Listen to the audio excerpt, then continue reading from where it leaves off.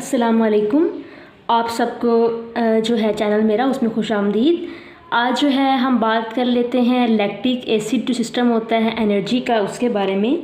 इस सिस्टम को जो है ग्लाइकोलाइटिक सिस्टम भी कहते हैं और ये तब यूज़ होता है जब हमारी बॉडी को कोई भी काम जो है वो मॉडरेट लेवल तक हम लोग करते हैं और ड्यूरेशन उसका भी मीडियम होता है, तब हमारी बॉडी जो है वो लैक्टिक एसिड जो सिस्टम है एनर्जी का उसकी तरफ रुख करती है।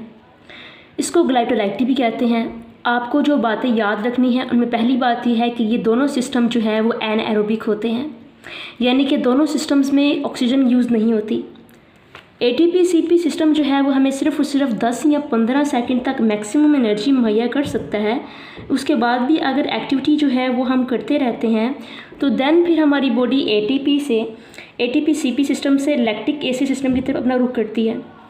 इसमें ऑक्सीजन ओनली और इसके अलावा ग्लूकोज जो है वो ओनली फ्यूल के तौर पर इस्तेमाल होता है। ग्लूकोज के अलावा कोई भी जो है फ्यूल वो इस्तेमाल नहीं होगा, ना फैट ना प्रोटीन, ऑक्सीजन नहीं इस्तेमाल होगी। अच्छा, अब हम बात कर लेते हैं प्रोसेस के मतलब कि इसका जो प्रोसेस है वो कैसे है। सबसे पहले जो ग्लाइकोजन होती है वो हमारी बॉडी में स्टोर होती है, हमारे ब्लड में होती है, हमारे जिगर में स्टोर होती है, हमारे मसल्स में स्टोर होती है। अब ये जो ग्लाइकोजन है ये सबसे पहले तो ग्लूकोज में ब्रेक डाउन होगी। ग्लूकोज में ब्रेक डाउन होने के बाद ग्लूकोज जो है उसकी अपनी एक ब्रेक डाउन होगी जो ग्लाइकोलाइसिस कहलाती है। ग्लाइकोलाइसिस क्योंकि ऑक्सीजन के बगैर होगी, एनाएरोबिक होगी, इसलिए 2 ATP यूज़ होंगे ग्लाइकोलाइसिस के अमल में। आपने एक और बात याद रखनी है, जब ग्लाइकोलाइसिस का अमल होता है ताकि हमें एनर्जी मिल सके, ताकि ATP बन सके, तो तब वैसे तो 4 ATP बनती हैं, लेकिन जो 2 ATP होती हैं, बनती तो 4 ATP हैं, लेकिन जो 2 ATP होती हैं वो ग्लाइकोलाइसिस का अमल और उसमें यूज़ हो जाती हैं। जो बाकी 2 बचती हैं ATP वो एनर्जी के तौर पर इस्तेमाल होती है ताकि हम जो है वो कंट्रैक्शन मसल्स कर सकें। एक और बात बहुत अहम है, ग्लाइकोलाइसिस के अमल में 2 बाई प्रोडक्ट ऐसी प्रोडक्ट जिसकी ज़रूरत ही नहीं है वो बन जाती हैं, क्योंकि एनाएरोबिक सिस्टम हो रहा है। उसमें पायरुवेट और हाइड्रोजन आयंस जो हैं वो एज अ बाई प्रोडक्ट के तौर पर हम मिल जाते हैं।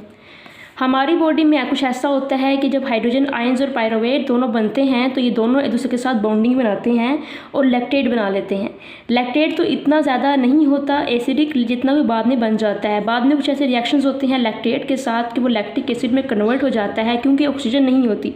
अगर ऑक्सीजन हो तो देन लैक्टेट जो है वो कब साइकिल में जाके दोबारा से हमें ATP दे सकता है, लेकिन ऑक्सीजन ना होने की वजह से लैक्टेट जो है वो लैक्टिक एसिड में कन्वर्ट हो जाता है और मसल फटीग का बाइस बनता है। इस पूरे अमल को अगर देखा जाए तो 45 सेकंड से 3 मिनट तक हमें एनर्जी मिलती है सिर्फ। अगर आपसे बोला जाए कि आप 400 मीटर रनिंग करें तो देन आपका जो लैक्टिक एसिड सिस्टम है वो यूज़ होगा बॉडी में। अगर आपसे बोला जाए कि आप 100 मीटर जो है वो स्विमिंग करें तो आपका जो ये सिस्टम है लैक्टिक एसिड ये यूज़ होगा।